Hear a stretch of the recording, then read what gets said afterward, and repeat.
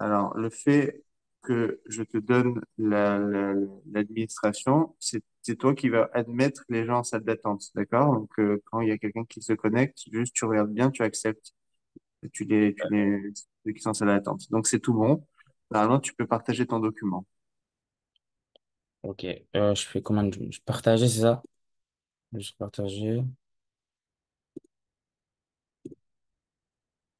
Écran, partager.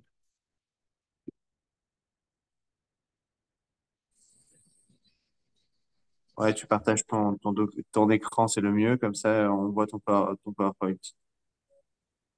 Est-ce que c'est fait là? Oui.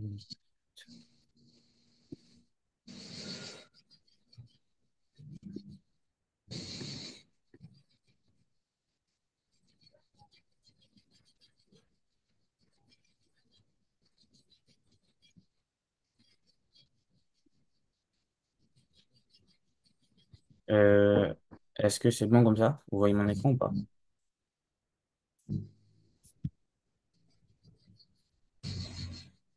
Dan, allô? Ouais, apparemment, non, ça, on voit pas ton écran. Il faudrait que tu mettes partager et qu'on voit bien ton écran. Je vais Ok. partager et l'écran.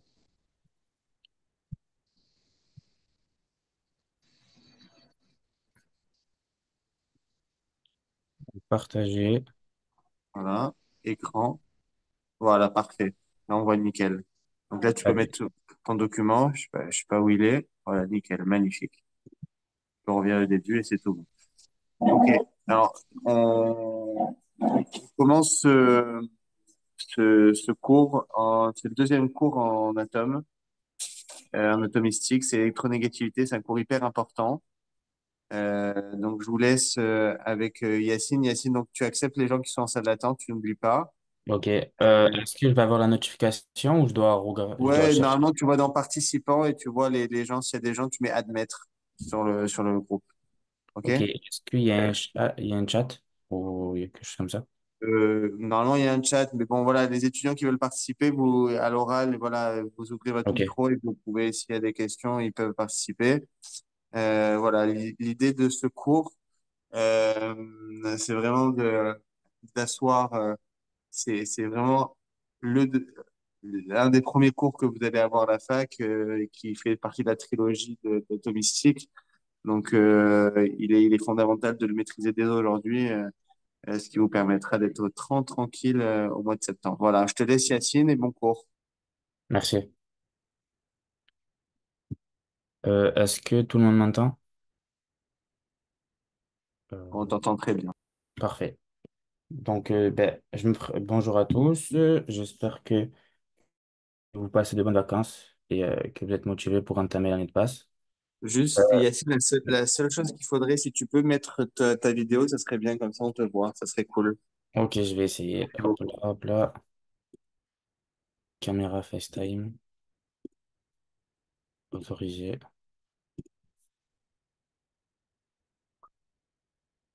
Vous me voyez pas du coup là, non? Si. Vous me voyez ou pas? Oui. Ok, parfait. Donc, je recommence. Bonjour à tous. J'espère que vous passez de bonnes vacances, que vous êtes motivés pour entamer l'année de passe. Moi, je me présente, je m'appelle Yacine.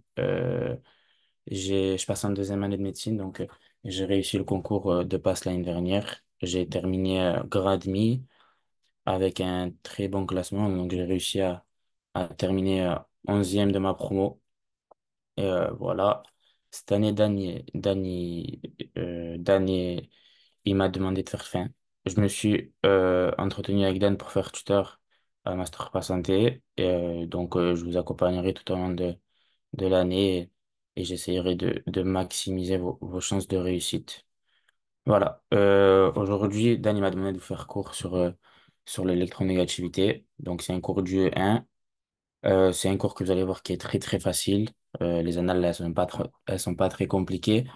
Et vous m'entendez bien? D'accord?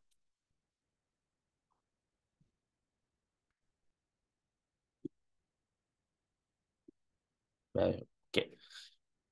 Euh, J'en étais où? Donc, c'est un cours de BIE1. BIE1, c'est la biochimie. C'est une matière qui est très importante parce que c'est une matière qui est agrocoefficient et faut avoir une grosse note pour, euh, enfin, pour avoir le meilleur classement possible. Donc, là, je reviens au cours sur l'électronégativité. Ce cours, il va être très important parce il va permettre de faire le lien avec d'autres cours, notamment le cours sur le modèle ondulatoire qui est très long, qui c'est une cinquantaine de pages et qui est, selon moi, l'un des cours les plus durs du 1 à comprendre. Voilà.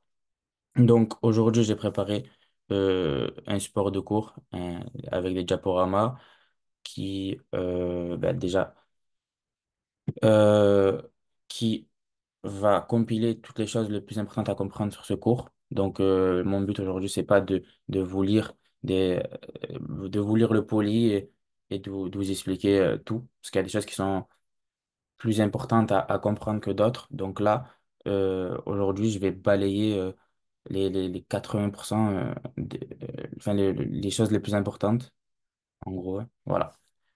Donc, il faudra quand même lire le poli et apprendre des phrases par cœur. C'est ça la magie de la passe, à admettre. Ok. Donc, n'hésitez pas, si vous m'entendez mal, de vous démuter et de me le dire. Donc là, je commence par un rappel sur le cours d'atomistique. Donc, la structure de l'atome. L'atome, il est formé d'une partie centrale qui est le noyau et une partie périphérique appelée cortège électronique. Donc, ça va être des électrons qui gravitent autour du noyau. Le noyau, il est constitué de nucléons. Parmi les nucléons, il va y avoir deux principales particules qui sont le proton chargé positivement et le neutron qui eux, ne sont pas chargés, qui sont dits neutres.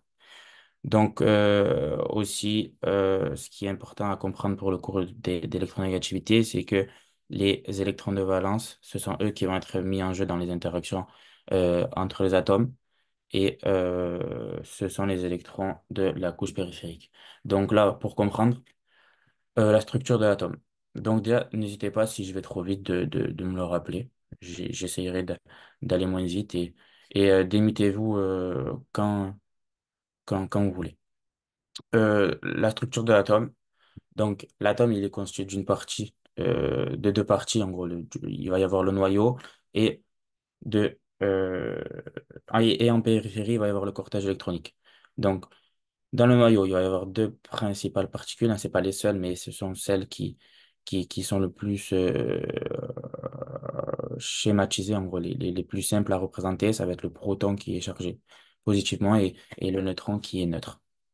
Et autour, il va y avoir plusieurs couches des périphériques d'électrons, et notamment la couche de valence qui est celle la plus périphérique. OK, voilà. Donc, les points clés du cours d'électronégativité, il y en a quatre. Et je pense qu'en fait, c'est vraiment ce qui est essentiel à comprendre pour répondre au QCM d'anal. Et le jour J, le jour du concours, il faudra connaître ces quatre points clés. Donc, on va vous parler dans le tableau périodique, d'une valeur qui est croissante et décroissante selon le déplacement. Lorsqu'on va se déplacer dans le tableau périodique, on va pouvoir euh, apercevoir une différence d'électronégativité. Donc ça, c'est le premier point qui est important à comprendre. Ensuite, on nous parle d'une diagonale d'isoélectronégativité. C'est, en gros, on prend le tableau périodique, on le sépare en deux. En haut de la ligne, en haut de la diagonale, on va parler de non-métaux et en dessous, on va parler de métaux. Et ensuite, il faudra différencier entre les différents types de liaisons ioniques et covalentes.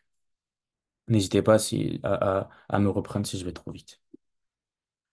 Donc, la notion d'électronégativité de Pauling, elle permet d'expliquer quoi? En gros, elle va expliquer les interactions entre les atomes et elle va nous permettre de comprendre pourquoi des molécules se forment. Donc, une molécule, c'est un agencement de différents atomes entre eux. Et pourquoi ça se forme? Ben, la réponse est en bas. Donc, ça, cette phrase, elle est importante à retenir et à comprendre, c'est que tout système physique ou chimique, tout système physique ou chimique dans la nature a tendance à aller spontanément vers un niveau d'énergie. Voilà. Tout système physique ou chimique dans la nature a tendance à aller spontanément vers un, euh, un état d'énergie minimum, c'est la force motrice de l'univers. Donc, c'est une phrase à apprendre par cœur et elle va nous servir notamment en thermodynamique. Et en gros aussi, la formation des liaisons entre les atomes et leur regroupement doit donc correspondre à une diminution de l'énergie totale du système. Donc, en QCM ou PSG, on va vous inverser augmentation et diminution. Donc, ici, en l'occurrence, il faut bien comprendre que toute réaction chimique qui a lieu dans l'univers, ça va avoir un but principal, c'est l'abaissement de l'énergie totale des systèmes. Pourquoi? Ben, pour acquérir de la stabilité. Ensuite, là, je vous ai mis quatre phrases qui sont à apprendre par cœur et qui sont susceptibles de tomber en QCM d'écurie, l'électron et le lien de la matière. Donc, vous avez compris que pourquoi on s'intéresse à l'électronégativité.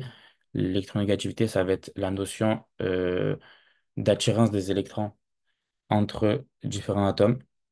Et pourquoi? Ben, pour accomplir des réactions chimiques. Donc, la réaction chimique, ça va être un échange d'électrons.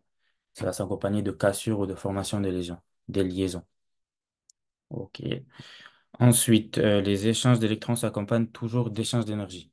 C'est, ce principe, il est important à retenir et il va être très, très important dans l'UE 1, notamment avec les cours sur l'énergie, sur la bioénergie. On va vous expliquer que pour avoir de l'énergie, il faut casser des liaisons. On va prendre l'exemple de la molécule d'ATP, euh, que certains d'entre vous, ceux qui avaient SP, SVT l'année dernière, euh, avaient vu dans le chapitre de la contraction musculaire. Ensuite, dernière phrase, une réaction chimique doit conduire à une diminution d'énergie du système et donc à un état final plus stable que l'état initial.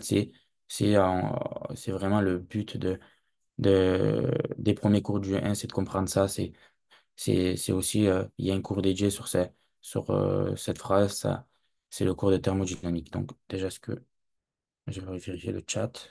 OK. Déjà, vous m'entendez bien ou pas? Bon, ben, je pense que oui. Que signifie échange d'électrons? Donc là, ce qui est important à comprendre, c'est que dans les liaisons, il va y avoir trois grands types de liaisons. Il va y avoir la liaison ionique, covalente et métallique, et que je vais vous détailler dans les diapos suivantes. Et voilà, donc un échange d'électrons, c'est soit un gain ou une perte d'électrons, ou soit une mise en commun d'électrons. Donc là, je vous ai fait trois diapos concernant les trois liaisons à comprendre et qui va tomber, enfin, qui est susceptible de tomber en QCM. Donc la liaison ionique. La liaison ionique, ça va mettre en jeu deux types d'ions, genre le cation et l'anion.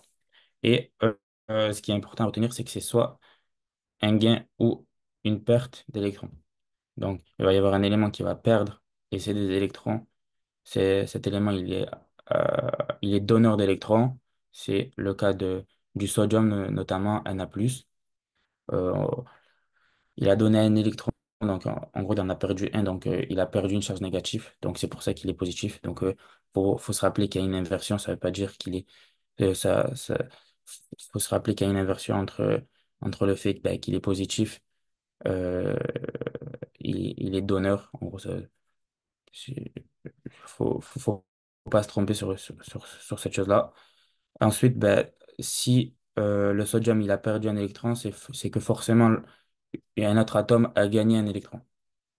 Euh, c- Notamment ben, l'atome d'ion, enfin, l'atome de chlorure, euh, enfin, de chlore, qui a gagné un électron et donc il va être appelé anion. Donc voilà. Ensuite, la lésion ionique, c'est une lésion qui est très forte. C'est une lésion qui est très forte et qui va être difficilement rompue, sauf en présence d'un solvant ionisant tel que l'eau. Donc, par exemple, le chlorure de sodium qui va être important, euh, que vous allez voir en UE3. Le chlorure de sodium, il va être utilisé dans les sérums physiologiques et donc c'est important de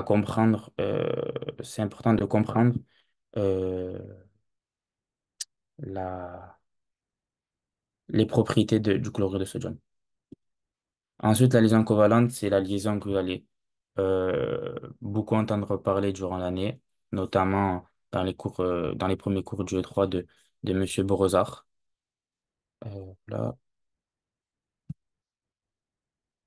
La liaison covalente, ce qui est important à retenir, c'est que c'est un simple partage d'électrons. Ça va être ni une perte ni un gain d'électrons, mais juste une mise en commun des électrons entre deux atomes. On va parler de covalence. C'est une mise en commun qui n'est pas forcément équitable. Donc, elle peut être déséquilibrée euh, selon l'électronégativité des éléments qui sont mis en jeu. Et c'est pour ça qu'on va parler d'atomes qui devient donneur partiel et l'autre qui devient un accepteur partiel. C'est pour ça qu'on parle de liaison covalente polarisée. OK? J'ai une question dans le chat, non? OK. Vous me dites si je vais trop vite, hein, n'hésitez pas. La liaison métallique.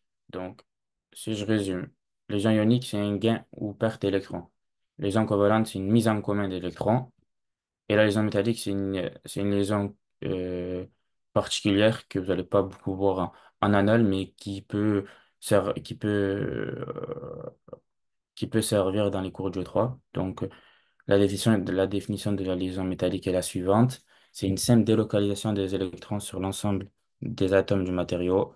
Tous les atomes d'un corps métallique sont donc exclusivement donneurs. Donneurs.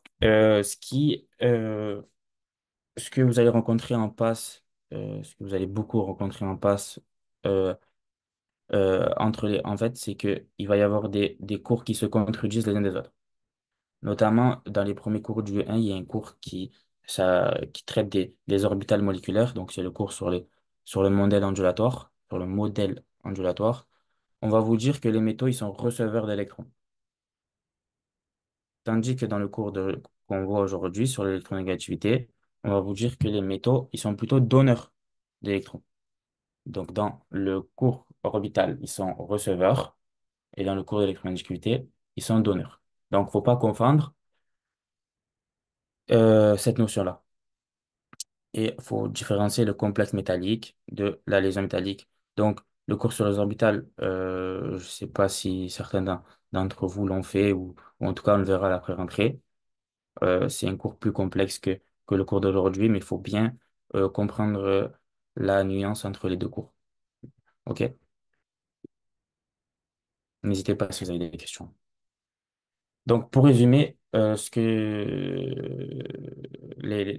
pour résumer les diapos précédentes, j'ai fait un tableau. Donc, durant l'année passée, j'aimais bien faire le tableau pour éviter de me faire piéger. Donc, j'ai fait un tableau sur les trois types de liaisons ioniques et les caractéristiques, enfin, les trois types de liaisons et les caractéristiques associées au type de liaison. Donc, la liaison ionique et la liaison covalente sont des liaisons de nature chimique, OK, à différence de la liaison métallique qui, elle, est de nature métallique. Je définis, faut comprendre la définition de chaque liaison. Donc, la liaison ionique, c'est associé à une perte ou un gain d'électrons. La liaison covalente, c'est une mise en commun d'électrons. Et la liaison métallique, c'est une simple délocalisation des électrons sur le matériau utilisé. Et après, on va nous parler plus tard dans le cours de la différence d'électronégativité. Donc, ce qui est important à retenir, c'est que la liaison ionique, c'est entre deux atomes qui ont une très grande différence d'électronégativité.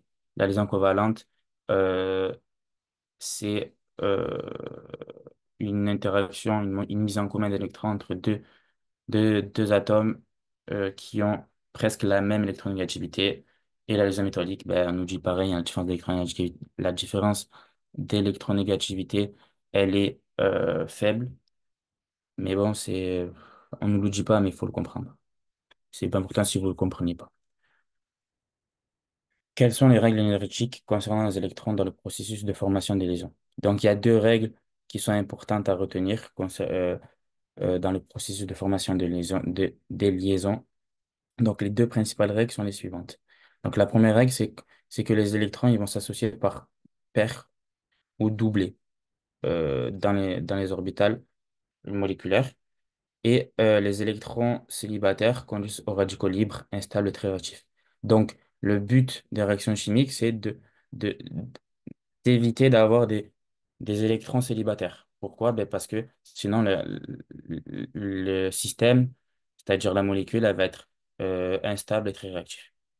Donc, le but d'interaction entre deux atomes, c'est de lier les deux électrons qui sont libres pour accomplir un doublé électronique. OK? Voilà. Les, la deuxième règle est la suivante. Les électrons sont organisés en couches et en sous-couches. Ces couches doivent être saturées euh, pour une stabilité énergétique maximale. Donc, c'est la règle de l'octet qui est une règle à comprendre, qui est une règle importante à comprendre pour les cours euh, de modèle ondulatoire. Donc, voilà. Comment connaître la répartition des électrons?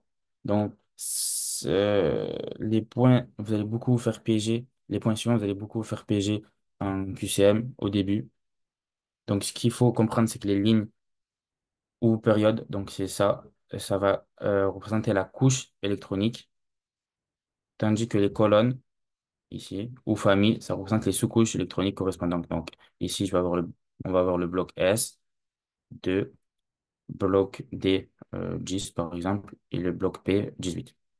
Donc, c'est important de comprendre que ligne, ça correspond aux périodes et ça représente la couche en cours de remplissage, tandis que les colonnes ou familles, ça représente les sous-couches.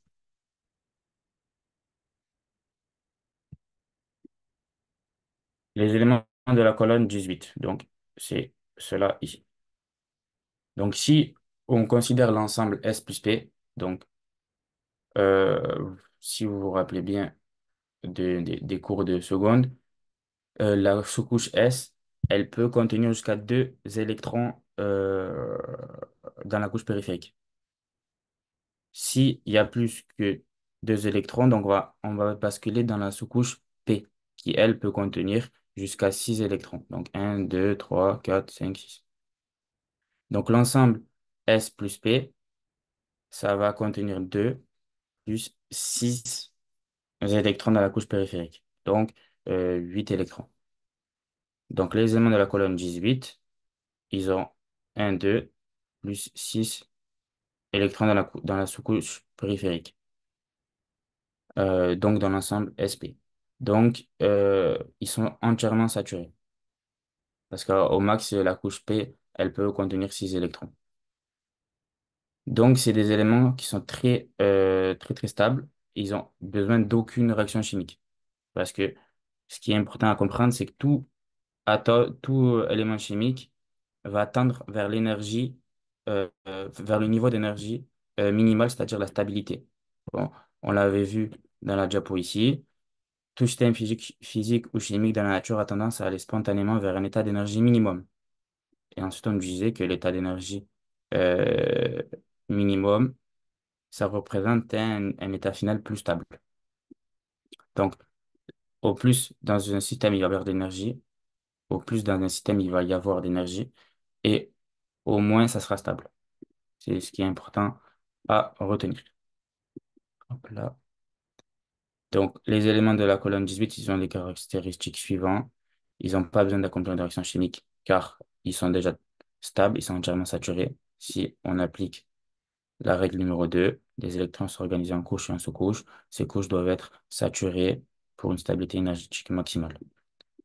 Donc, étant donné qu'ils sont entièrement saturés, et, euh, ils sont beaucoup stables. Ils ont un niveau de stabilité maximale. Ils sont appelés gaz inertes, aussi gaz rare ou gaz noble. Et voilà. Donc, tous les éléments euh, allant de la période, enfin de la colonne 1 à 17, ils veulent ressembler à la colonne 18, c'est-à-dire euh, à un niveau de stabilité maximale. Donc, pour ressembler à la colonne 18, ils vont accomplir des réactions chimiques, notamment des gains ou des pertes d'électrons. Les éléments de la colonne 17, donc c'est le fluor. Alors, il y a une question?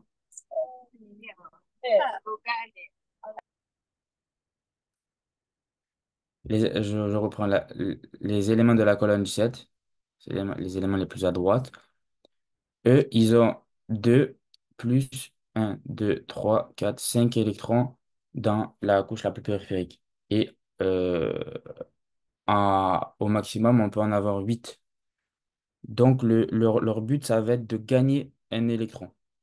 Donc, 7 électrons dans l'ensemble S plus P, cela correspond à une couche électronique presque totalement saturée. On va vous piéger en QCM, on va vous dire totalement saturé, alors que non, c'est presque totalement saturé. Donc, le mot presque, il est important à retenir ici. Le gain d'un seul, le gain d'un seul électron amène un état le plus stable possible. Donc, étant donné qu'ils sont dans la colonne 17 et que leur but, c'est de ressembler à la colonne 18, ils vont avoir tendance à gagner un électron, à vouloir gagner un électron. Donc, ce sont eux qui ont la plus grosse électronégativité. Donc, on verra par la suite. Donc, la formation d'un anion de type monovalent est favorisée. C'est pas très important à comprendre. Il y a une question?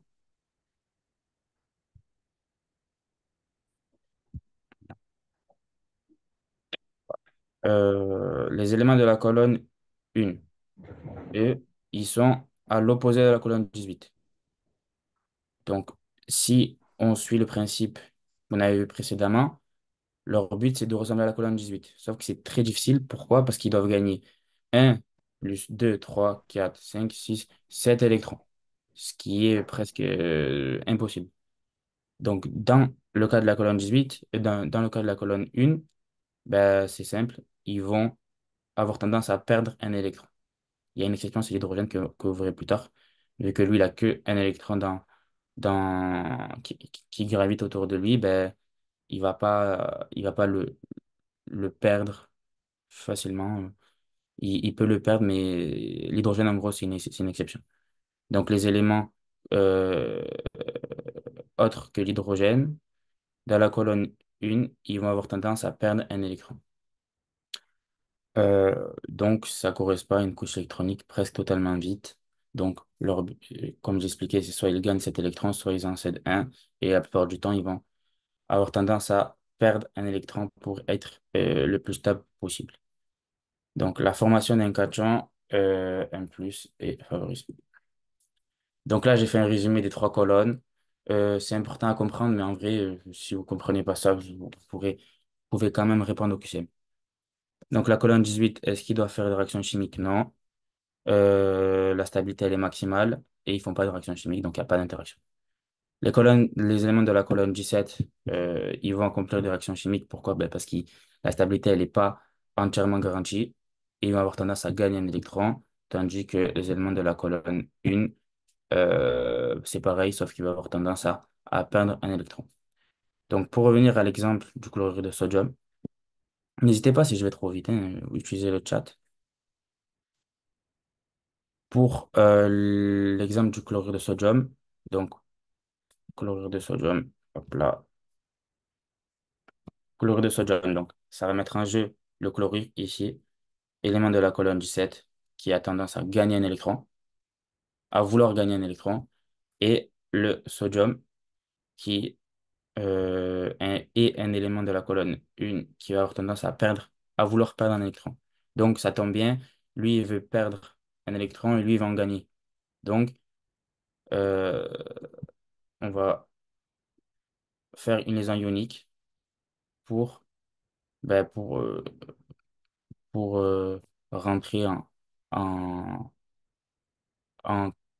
en stabilité maximale.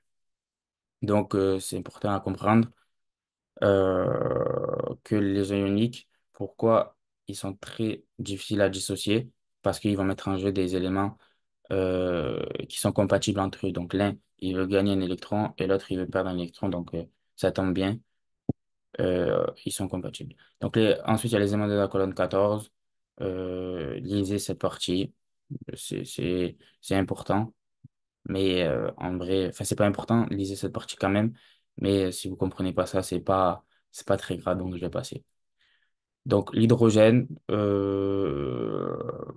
vous pouvez, c'est susceptible de tomber. Donc, je vais essayer de l'expliquer. L'hydrogène, c'est une exception. L'hydrogène, il n'a qu'un électron dans la sous-couche S et il a un électron tout court. Donc lui, il peut soit perdre un électron ben, euh, pour devenir un proton, H+, ou soit il peut gagner un électron pour euh, être, enfin pour entièrement saturer sa sous-couche S et devenir stable. Donc, vu qu'il est situé entre les deux, soit il gagne, enfin, soit il gagne, soit il perd un électron, on va parler d'émissaturation.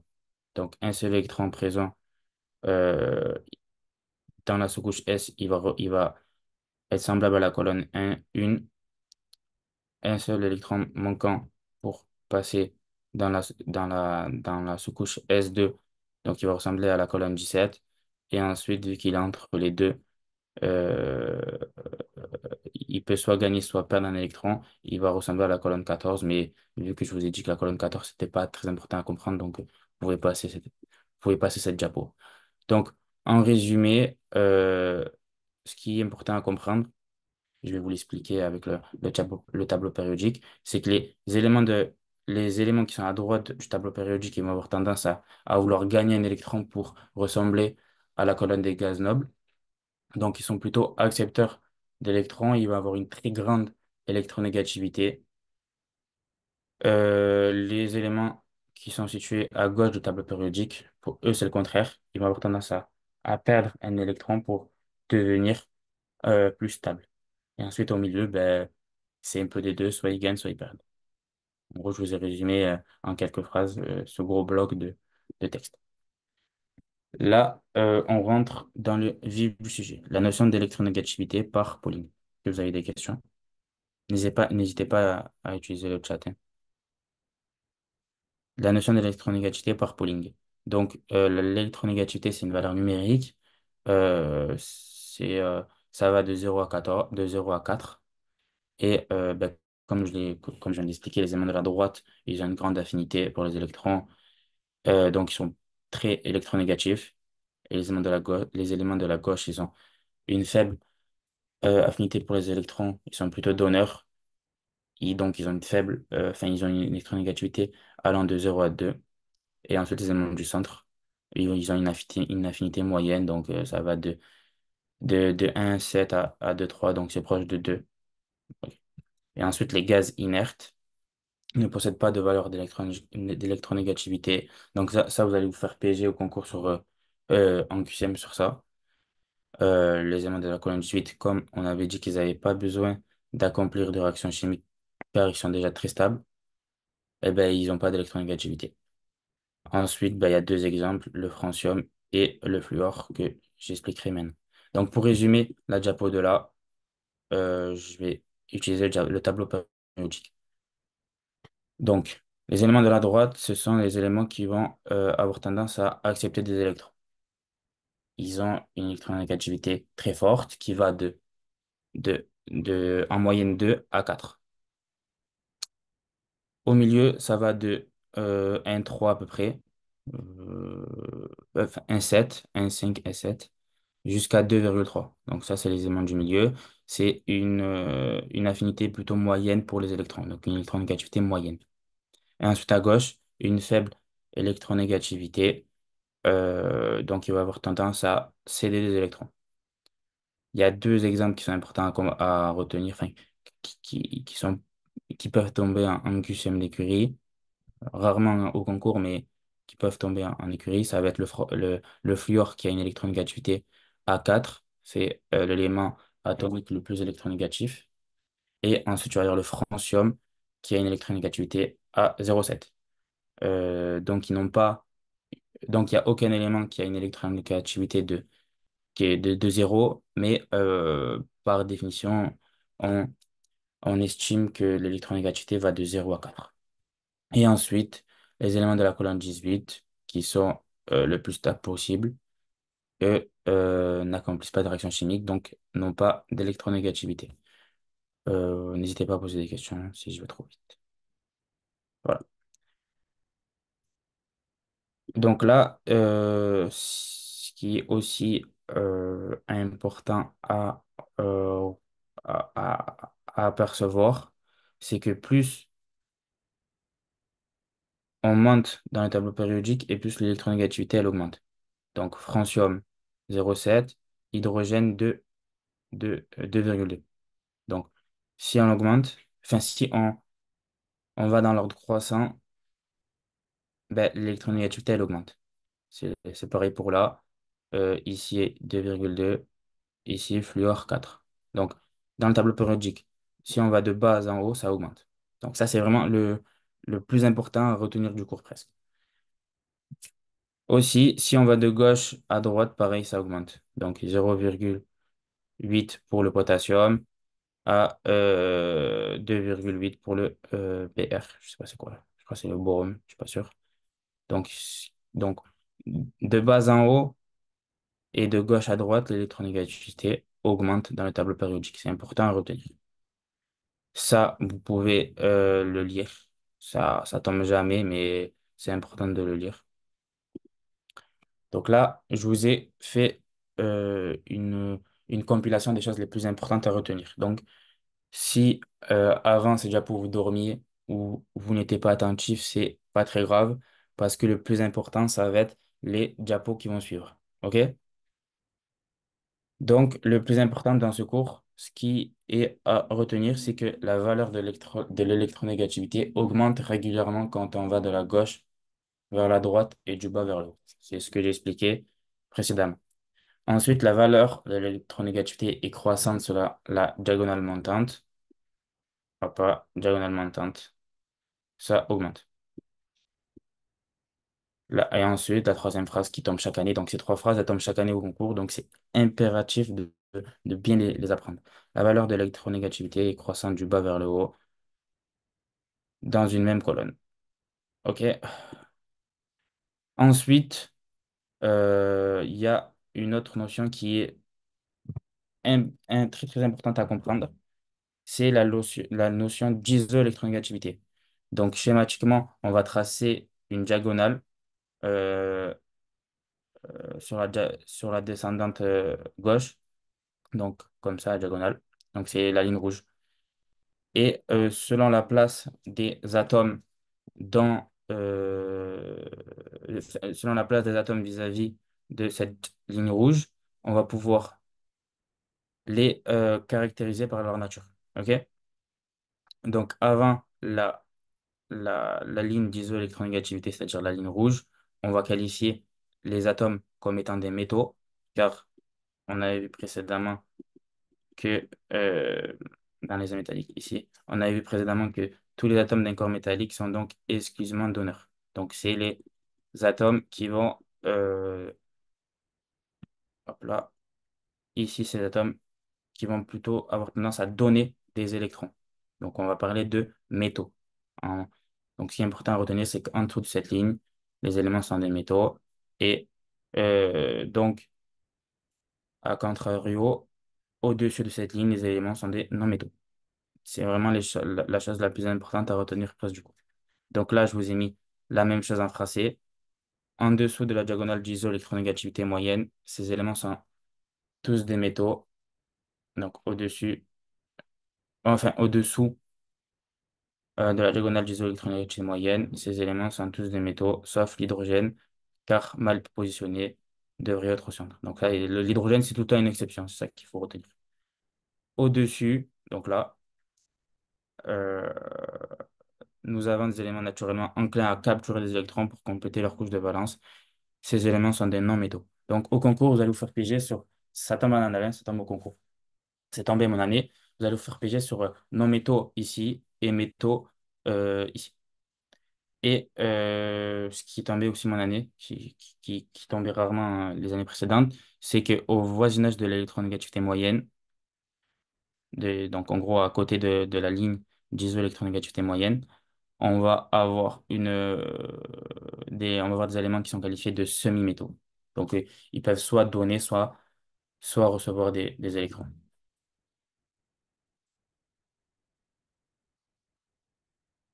Voilà. Donc là, je vous ai fait un récapitulatif de beaucoup enfin, des notions les plus importantes à retenir sur le cours enfin, sur le cours d'électronégativité. Donc, Les métaux, ça va être les éléments qui sont en dessous de la ligne d'isoélectronégativité moyenne, donc en dessous de la diagonale. Eux, ils vont avoir tendance à donner des électrons dans le cas des liaisons métalliques.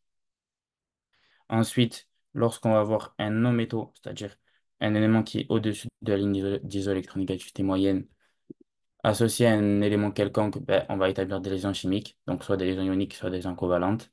Pour rappel, liaison ionique, ça va être gain ou perte d'électrons. Liaison covalente, c'est une mise en commun d'électrons. Et voilà. Et aussi, une notion qui est très, très, très importante à connaître, ça va être l- la différence d'électronégativité dans le cas d'une liaison ionique et dans le cas d'une liaison covalente. On va prendre l'exemple du chlorure de sodium. Donc, chlorure, donc le chlore, élément de la colonne 17, très électronégatif, car tout à droite, qui va s'associer avec un élément de la colonne 1, donc tout à gauche, qui est le sodium. Donc, étant donné que, euh, que la différence d'électronégativité est très importante, donc elle est supérieure à 2, on va établir ce qu'on appelle des liaisons ioniques qu'on avait précédemment parlé. Donc, ce qu'il faut retenir, c'est que liaison ionique, grande différence d'électronégativité. Ensuite, la liaison covalente, ben, elle, c'est le contraire, c'est une différence d'électronégativité faible. Donc, la plupart du temps, ce que vous allez rencontrer notamment en chimie organique, mais en chimie organique, c'est des cours qui sont pas abordés pareil que les autres cours du E1. Ce que vous allez rencontrer la plupart du temps en chimie, ça va être les liaisons carbone-hydrogène. Carbone-hydrogène, donc il y a deux carbone 2,5 d'électronégativité et hydrogène 2,2. Donc la différence, elle est vraiment très minime. Donc le carbone et l'hydrogène, ils vont avoir tendance à accomplir des liaisons covalentes. OK? Donc c'est vraiment très important de retenir que les ions ioniques, il y a une grande différence d'électronégativité et les ions covalentes, c'est une faible différence d'électronégativité. Donc, le cours, il va bientôt finir. Donc là, je vous ai mis les annales, des annales de 2020, 2019 et 2018. Et vous allez vous apercevoir de quelque chose. J'en ai combien? J'en ai 8. Vous allez vous apercevoir de quelque chose qui est flagrant et qui va caractériser beaucoup de cours en passe. C'est que ben, les annales, c'est tout le temps les mêmes choses. On va prendre l'exemple de l'item A. L'item A, à propos de l'électronégativité des liaisons, quelles et ou quelles sont là où les propositions exactes. Donc, item A. La valeur de l'électronégativité décroît de bas en haut dans une colonne du tableau périodique. Retenez bien cette phrase. La valeur de l'électronégativité décroît de bas en haut dans une colonne du tableau périodique. 2019, item C. La valeur de l'électronégativité décroît de bas en haut dans une colonne du tableau périodique. OK? 2018, item A, la valeur de l'électronégativité croît de bas en haut dans une colonne du tableau périodique. Donc, si je fais une analogie entre 2020, 2019 et 2020, entre 2020, 2019, 2018, je vais me percevoir que le piège du prof, ça va être tout le temps le même. Entre décroît et croît. Il peut aussi m'inverser bas et haut. Mais sinon, c'est tout le temps pareil. Donc, la notion d'électronégativité et dans le tableau périodique, ça va être très important à retenir. Il faut bien retenir que lorsque dans le tableau périodique, on va de bas en haut, ça augmente, et de gauche à droite, ça augmente aussi, l'électronégativité augmente. Donc là, c'est ce que je vous disais. B, C de l'item de l'année 2020, ça va être la même chose. Au-dessus de la ligne d'isoélectronégativité moyenne, les éléments sont des non-métaux. Au-dessous de la ligne, les éléments sont des métaux. Donc, pareil, au-dessous, au-dessus, au-dessous. au-dessus. Donc, si ben, je sais répondre à l'item A de 2020 et à l'item B, c'est de 2020, je vais savoir répondre automatiquement à celle de 2021, 2022 et 2023. Et pour vous, ben, 2024. Et ensuite, ben, pareil, là, dans l'item E, on va retrouver la notion, euh, on va retrouver la notion de différence d'électronégativité au sein des différents types de liaisons. Donc, en gros, on va retrouver euh, la case ici. Donc, euh, donc, donc, je vais dire les thèmes. Dans le cas de combinaison se produisant avec au moins un élément non métallique, deux éléments d'électronégativité très voisines ou identiques forment une liaison ionique. Donc, je peux répondre juste en apprenant ce tableau, je peux répondre à ces deux questions. Et là c'est pareil, hein, deux éléments d'électronégativité très différentes forment une liaison ionique. Donc, voilà. C'est pas très compliqué. Ça va être la même chose ici et ici donc, dans les années précédentes et là.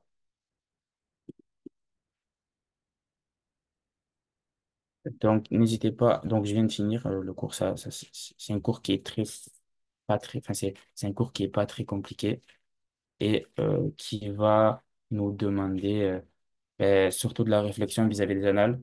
Et en vrai, si vous comprenez pas tout, on s'en fout. Le plus important, ça va être de comprendre et surtout d'apprendre les annales. C'est les annales le plus important. Donc, n'hésitez pas si vous avez des questions. Euh, Ça m'a pris même pas une heure. N'hésitez pas si vous avez des questions. Je suis là pour vous répondre.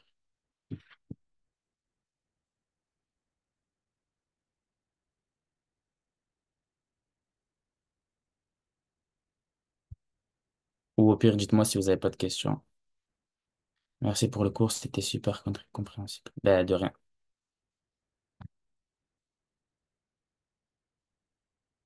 Chaud.